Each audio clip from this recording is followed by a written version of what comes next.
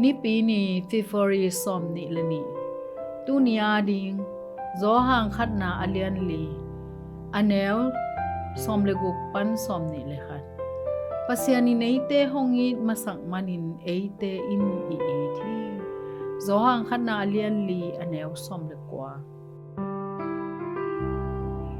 I na kisin mi vom nu mei Dorothy Congpen North Carolina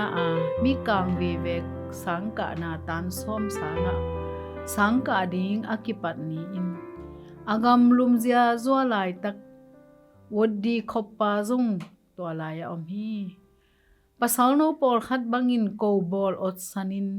nin neng neng nangon to deng hi numei khat bangin chil phi un achi lai tak wodi in amau te khowin tai ton lo hi anung chang in bahang kam khat bek pau lo ka hiam sang ka dinga hong pai sang naw pang khat ma hi ven ki chi to asep lo mo na in kum som tam pisimin phong den den hi adiakin to nia thu thang lai sunga ama zong kidok son son a hi manin wodi koppa in kum som li le kwa asot hitte Dorothy kyang wathumi wodi in to dana asin khang ma bangin I na chi pen hangin la ngam in chi chang ba hiloin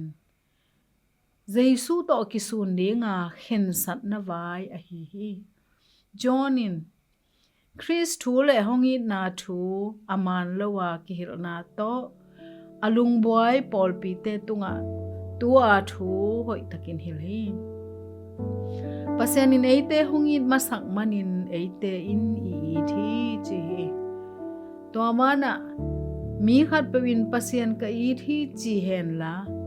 asangam pa amu da le ama azwo phua ka hi Johnin pasian ait pe uma in asangam te zung ait kuli chi in to thuma gen ki hi wodi le Dorothy lom ta hoi khat hong suwa changin to it na kilang sakuhi biakin le sangin te ani un thugen na nei khomo hi